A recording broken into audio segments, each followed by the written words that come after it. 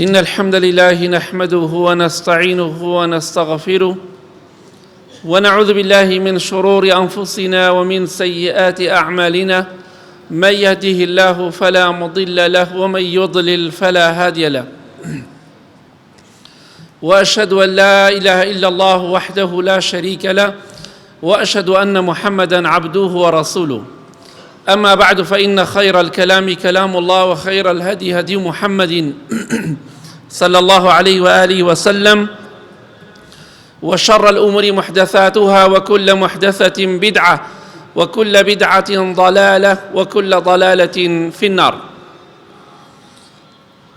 لحديثك الصحيح دهاتوا كلا الصحيح جامع الصغيرة في غمر إخوة صلى الله عليه وسلم بصحابة كان فرموا خذوا جنتكم، أي هاولان قلغان آماده بکەن، قەڵغانەکانتان ئامادە بکەن.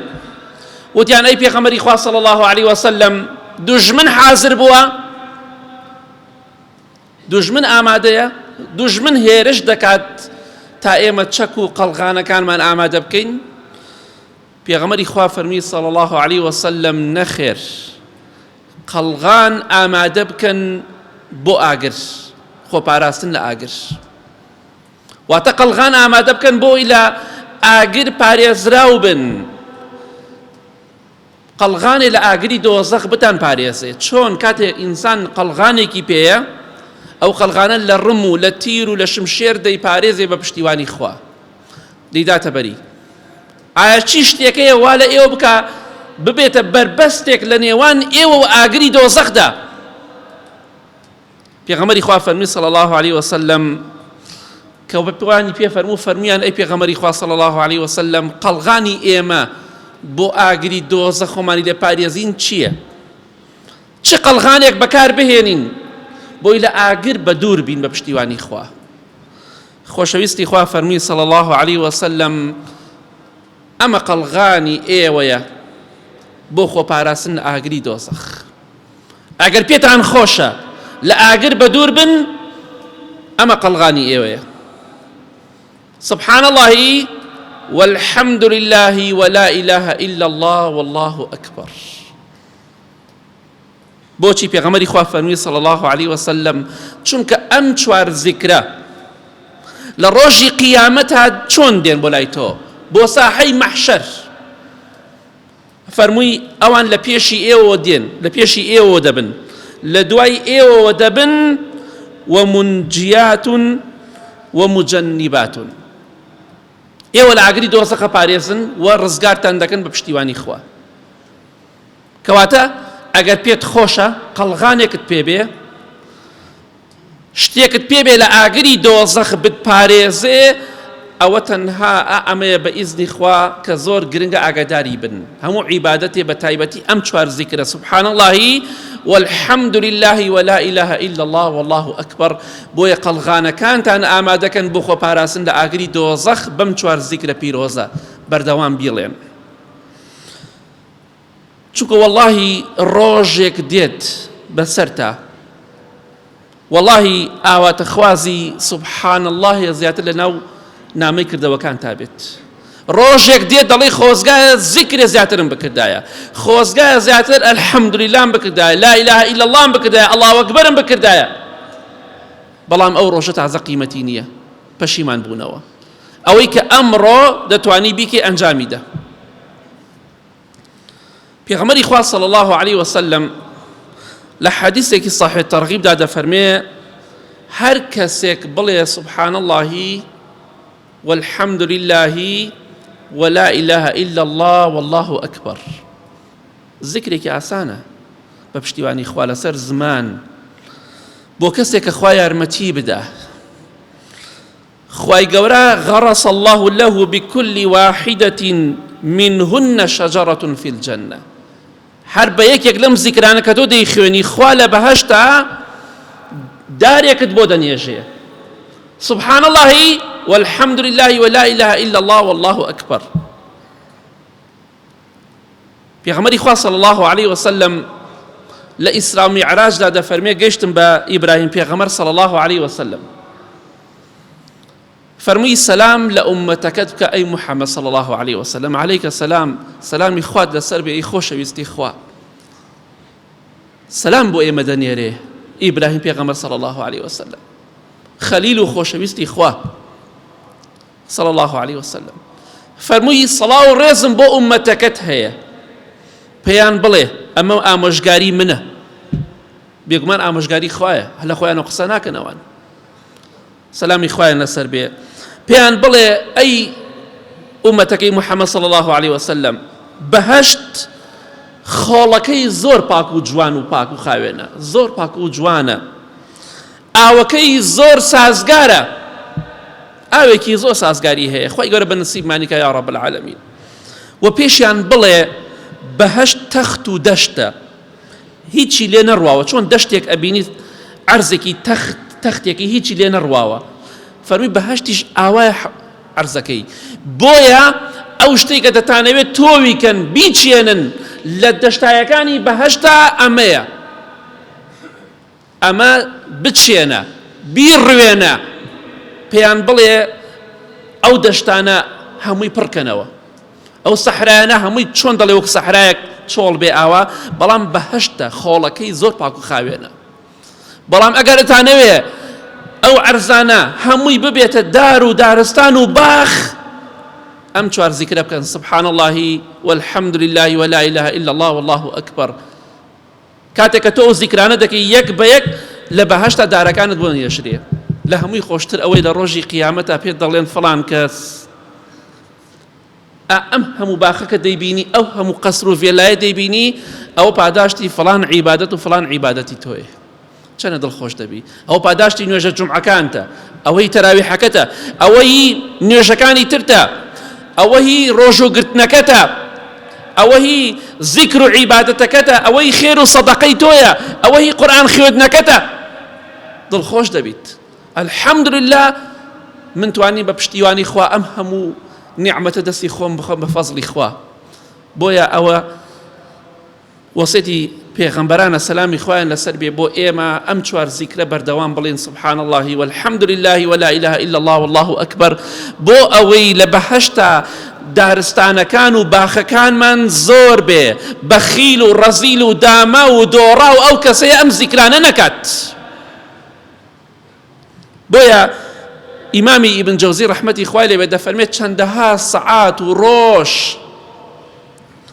هەموویمان بەزایەدا چەنەها دارخورما و دارمان لەدەست خۆمان دەرکرد بەس بیرکەنەوە تەمەنی خۆمان هەر کەسەمان بێت تەمەنی خۆمان ئەم زیکرە ئەوەندە خێرە بە هەموو زیکرێک وتە سبحان الله والحمد لله ولا إله إلا الله والله أكبر چوار زیکرە بە هەر یەکێک لەمانە دارێکت لە بەهشتا بۆ نێژرێ کەواتە چوار دار سەد جار بیڵێ 400 دار لە بەهشتا بۆ دەنێژرێ کە پێغەمبەری خوا صلی الله عليه وسلم دەفەرمێ دارەکانی بەهشت هەمووی ساقەکەی قەدەکەی هەمووی ئاڵتونە واتە زانی وەک داری دنیایە هەمووی لە ئاڵتونە کەواتە تۆ دەتوانیت ڕۆژانە بە پشتیوانی خوا هەزارەها ملیۆنەها دار لە بەهشتا بۆ خۆت بنێژی باخەکەی خۆت پێش ئەوەی بڕۆی بۆی باخەکە و مەزرعەکەت خۆشکەی بۆی ئەم زیکرانە بیر مەکەن بە ئیزنی خوا پێغەمبەری خوا صلی الله عليه وسلم فەرمووی ئای چەندە جوان و قورسە چەندە گرنگە چەندە موهیمە پێنج شت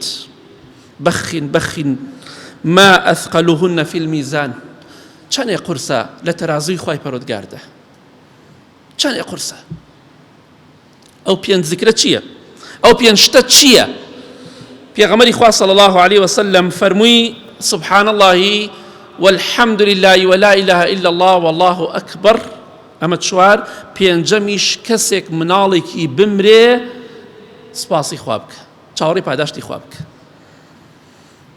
ئەمە لە تەرازوی خوای پەروەردگاردا زۆر قورسە بۆیە لەبیری مەکەن ئەگەر پێت خۆشە تەرازۆکەت قورس بێ چاکەکانت قورس بێ پێت خۆشە بۆ بەهشتی خوا بڕۆی بڵێ سبحان الله والحمد لله ولا إله إلا الله والله أكبر بإذن خوا أما لترازي خوا يقولها زور قرصة زور قرصة لبيدي مكان بإذن خوا هول بدن زور أم ذكري خوا يبكن إمامي ابن قيم رحمتي خوا لبدا فرمي هر كسك زماني رابيني لەگەڵ زیکری خوادا خوای گەورە زمانی دەپارێزێ لە قسەی لەغ و باتڵ و گوێندان. ئەوەی زمانی لەسەر زیکری خوا ڕاهات بێ دەمی پیس نییە دوو لە ڕێی بەڕێستان، دەم شەڕ نییە، خراپ نییە، قسە بەمەکە و بەوەکە ناڵێ. بەڵام دەفەرمێ هەر کەسێک زمانی وشک بێ لە زیکری خوا، ئەو ئینسانە دەبینی بەردەوام گوێ نەدا بە ئەمەکە بەوەکە، غەیبەتی ئەوەکە دەکات، سوکایەتی بەوەکە دەکات، چونکە زمانی لە زیکری خوا وشک بووە، لە جیاتی زیکری خوا گوێ نەدا، لە جیاتی زیکری خوا خەڵکە شکێنێتەوە، لە جیاتی زیکری خوا سوکایەتی بە خەڵکی دەکات، لە جیاتی زیکری خوا گۆرانی دەڵێ، چونکە زمانی وشک بووە لە زیکری خوا. بەڵام هەر کەسێک زمانی تەڕ بێ بە زیکری خوا، خوا لەو کەسانەمان بگێڕێ دەبینی خۆی دەپارێزێ لە قسەی پڕوپوچ، لە گوێندان، لە سوکایەتی کردن، چونکە زمانی زیکرە، زمانی گوێندان نییە. بۆیە قڕ بەسەر ئەو کەسانەی، خاک بەسەر ئەوانەی کە زمانیان لە زیکری خوا بە دوورە. یا ڕەبی خوای لە گوناهەکانمان خۆشبی، لە گوناهی دایک و باوک و مردوەکانمان خۆشبی، خوای ئەگیان زمانمان پاراوکەی بە زیکر و یادی خۆت یا ڕەب العالەمین.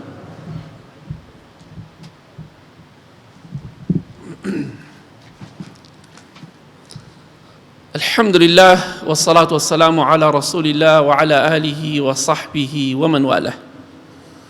لحديثك صحيح جامع صغير دهاتوا خوشويستي خوا صلى الله عليه وسلم بلاي دارك تيبري داريكي كقلاكاني وشك ببو لبعيزة دبيني قلا ريزان قلاي داركان دوريه قلاكان وشك بن زرد بن دوائي دورن.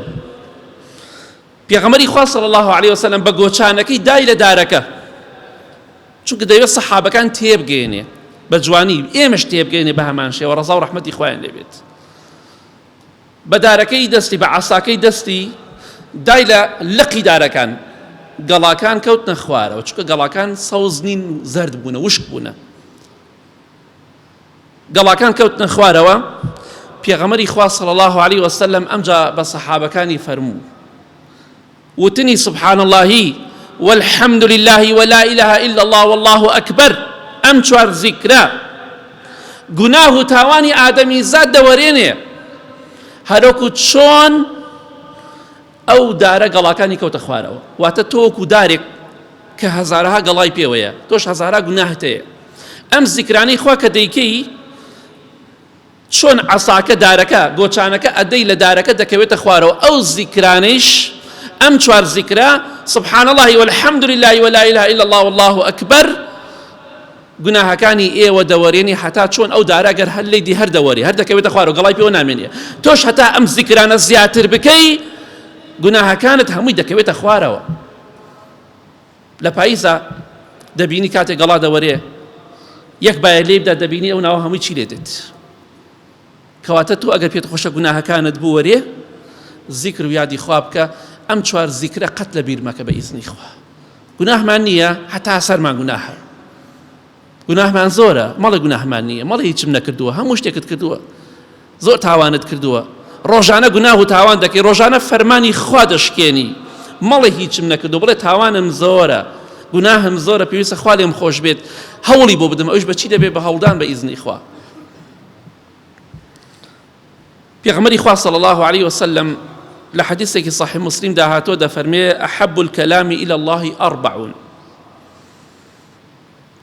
خوشويسترين وشا كلام قسە بەلای خوای گەورە، ئەم چوار قسەیە خۆشەویستترین قسەی بەلای خوای گەورەوە. خوای گەورە ئەم چوار وشەی زۆر خۆشەوێ. سبحان اللهی، خوایە پاک و بێگەردی بۆ تۆ، والحمد لله خوایە سپاس بۆ تۆ، ولا إله إلا الله تۆ شەریک و هاوڵت نییە، تاک و تەنهای و شەریکت نییە. والله ئەکبەر، خوا گەورەیە، کەواتە ئەمەگەر لی تێبگەی زۆر لای خوا خۆشەویستە، چونکە گەورەی خوا دەسەلمێنی، پاک و پیرۆزی بۆ خوا دەسەلمێنی، دەیسەلمێنی. خوای گەورە شایستەی ئەوەیە سپاسی بکەی، شایستەی ئەوەیە بە تەنها بیپەرستی، شایستەی ئەوەیە بە تەنها بە گەورەی بزانی. بۆیە بەلای خوای گەورە زۆر خۆشەویستە. کاتێککە دەڵی لا إله إلا الله، مەڕۆ داوای یارمەتی لە قەبرێ بکەی. کاتێ دەڵی سبحان الله، داوای یارمەتی لە قەبرێ مەکە، چونکە تۆ دەڵی سبحان الله، خوا بێ شەریکە، پاکە، شەریکی نی، هاوڵی نییە، لا إله إلا الله. لەولا شۆ دەچی هاوال لە داروبەرد و قەبرێ دەکەی، کەواتە تۆ لا إله إلا الله کەت لی تێ نەگەشتوتە. خو ئەو لا إله إلا الله لە تۆ ناوێت بڵێ لا إله إلا الله و داوای یارمەتی لە غەیری خوا بکەیت. ئەمە خۆشەویستترین وشەن بەلای خوای پەروەردگارەوە. ئەم چوار وشەیە.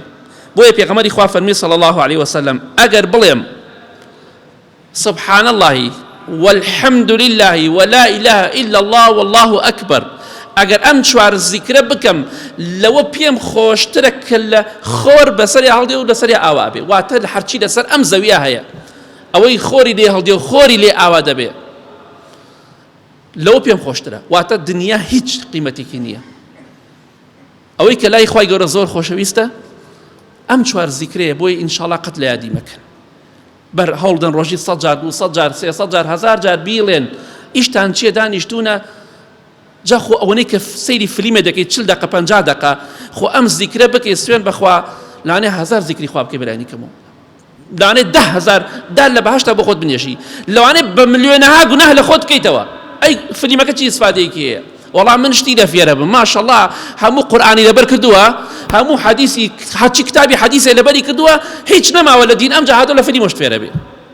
تۆ نازانی سەمیع الله لمن حەمیدە یعنی چی فێرە بی؟ تۆ دینەکەت فێر بە، بزانە قیامەت چییە.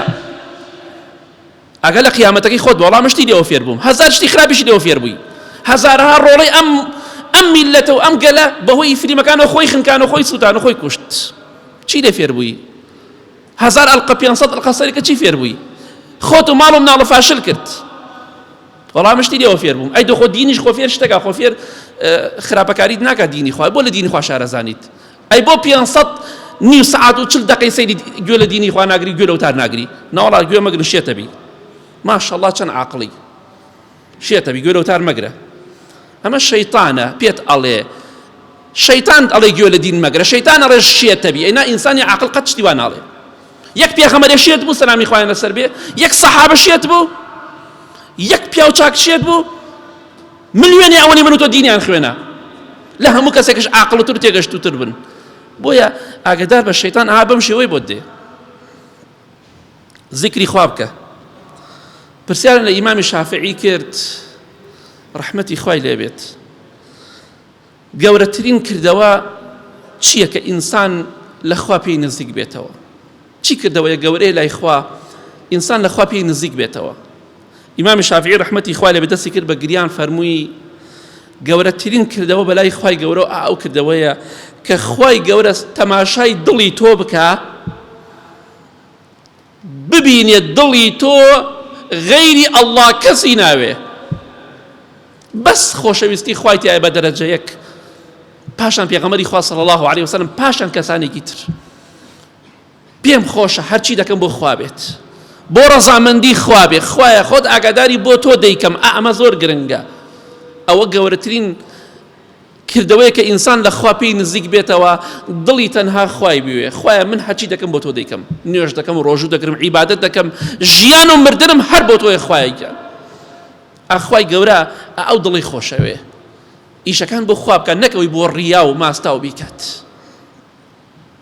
خۆشەویستان، یەکێک لە سەحابە ئافرەتەکان هانی، دایکی هانی ڕزای خوای پەروەردگاری لێ بێت، ئەفەرمێ پێغەمبەری خوا صلی الله علیه وسلم بەلاما تێپەڕی، حەدیثەکە لە صحیح تەرغیب هاتوو، بەلاما تێپەڕی پێغەمبەری خوا صلی الله علیه وسلم، منیش دانیشت بووم وتم ئەی پێغەمبەری خوا صلی الله علیه وسلم، من ئەختیار بووم و چوومەتە ساڵەوە، تاقەتم نەماوە شتێکم پێ بڵێ دانیشم و زۆر گەورە بێ بەلای خواوە، زیکرێکم فێرکە، شتێکم فێرکە بە دانیشتن و بیکەم، واتە تاقەتم زۆر نەماوە. پێغەمبەری خوا فەرمی صلی الله علیه وسلم باسی ئەم چوار زیکری بۆ کرد، فەرمووی ئەی هانی 100 جار بڵێ الحەمدولله، 100 جار الحەمدولله بکە، خێر و پاداشتەکەی بەرامبەری ئەوەیە کە لە پێناو خوادا 100 ئەسپی شەڕکردن، نەک هەموو ئەسپێک. هەر کاتێک وتت 100 جار وتت الحەمدولله، وەکو وایە 100 ئەسپ بکڕی، ئەسپی چاک، زین و لە خاوی بکەی، ئەمجا 100 مجاهید و تێکۆشەر لە پێناو خوادا بخەیتە بان پشتی و لە پێناو خوادا جیهادی پێوە بکری. ئێکێ توانێت 100 ئەسپ بکڕێ؟ خۆ ئەس بە بای چەندەها دەفتەرە دەی ئام زیکری خوا بکە دەتوانی بەمانە خوا لەخوا خۆت نزیک بکەیتەوە لە قەبر و قیامەت خۆت باشکەی بە ئیزنی خوا 100 جار بڵێ الحەمدولله وەک وایە 100 ئەسپ بکڕیت و لە پێناو خوادا ببەخشرێ بەڵام بۆچی نەک بۆ پارە پایەکردن قومار لە پێناو خوادا جیهادی پێوە بکرێ نەک بۆ پۆست بۆ جیهاد کەواتە خوای گەورە چی دەوێت لە ئێمە دەوێتمان خاتە بەهەشتەوە بەڵام ئێمە دەڵێن خوای حەزمان لە دۆزەخە بەکردەوەکانمان نەک بە قسەکانمان چونکە دەچین خراپەکاری دەکەین خوشکە بەڕێزەکەم سافری بۆ دۆزەخ دەبان نە من دەڕۆم خوا غەفور و ڕەحیمە ئەی خوا دۆزەخی بۆچی داناوەگە بەس غەفور و ڕەحیمە و پێغەمبەری خوا فەرمین صلی الله عليه وسلم بە هانی 100 جار بڵێ الله ئەکبەر خێر و پاداشتەکەی وەکو ئەوایە 100 حشتری قەڵەوی گەورە بکڕیت بەناشکری نەبێ خەڵ کاتێک کاتی سەرفترە دێ لەرزی لێ دێ کاتی زەکات دێ لەرزی لێ دێ کاتی قوربانی دێ لەرزی لێ دێ بەڵام بەسم ئەوانەیە کە پارەیان هەیە زیاتر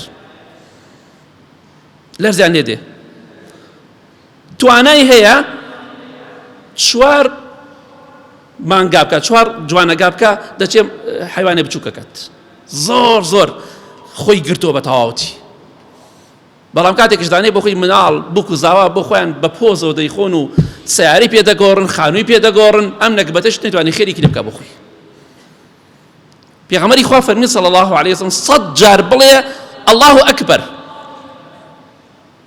خێر و پاداشتی ئەوەی هەیە 100 حشتر بکڕی 100 حشتر وشتر ئەم 100 وشترە سەر بڕی گۆشتەکەی بەسەر فەقیر و فوقەرا تەوزیعکەی تەنها 100 جار بڵێ الله ئەکبەر ناتوانی بیکەی ئیلا مەگە کەسێک خوا زمانی بەست بێ ئەینا زۆر بە ئیزنی خوا دەتوانێ بیکات ئەمە پاداشتەکەیەتی و پێغەمبەری خوا صلی الله عليه وسلم بە هانی فەرموو 100 جار بڵێ لا إله إلا الله پاداشتەکەی چییە پاداشتەکەی ئەوەیە پێغەمبەری خوا فەرمی صلی الله عليه وسلم ئەو ئینسانە نێوان ئەرز و ئاسمان چەندێکە هەموویت بۆ پڕەکان لە خێر و لە چاکە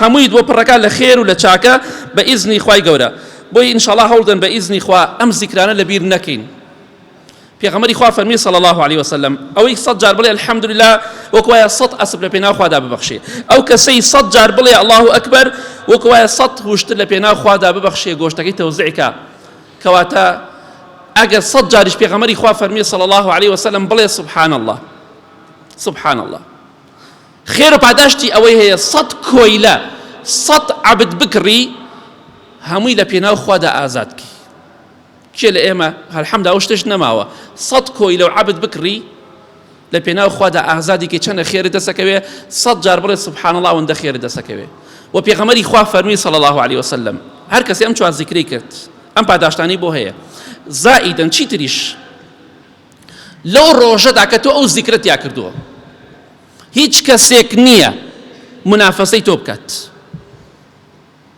هیچ کەسێک نییە لەو ڕۆژەدا کردەوەکانی بەرز بێتەوە بۆ لای خوای پەروەردگار بەقەت تۆ کردەوەی چاکی پێبێ ئیلا مەگەر کەسێک وەک تۆی کردبێ یا زیاتری کردبێ کەواتە ئەگەر 100 جار وتت سبحان الله والحمد لله ولا إله إلا الله والله أكبر ئەو پاداشتانی کە باسمان کرد بە نسیبت دەبێ وەلەو ڕۆژەشدا هیچ کەسێک نییە بەقەت تۆ چاکی پێبێ ئەگەر 200 جار بیکەی ئەوە هەر باسی مەکە ئەگەر 1000 جار بیکەی ئەو زیکرانە ئەو پاداشتەکەت بێ سنوورە کەواتە ئینشاءڵڵا لە کۆتاییدا دەڵێم هەوڵێک بدەین بۆ قیامەتی خۆمان زیاتر خۆمان ماندوو بکەین زیاتر خۆمان هیلاکەین بە ئیزنی خوا بۆی لە ڕۆژی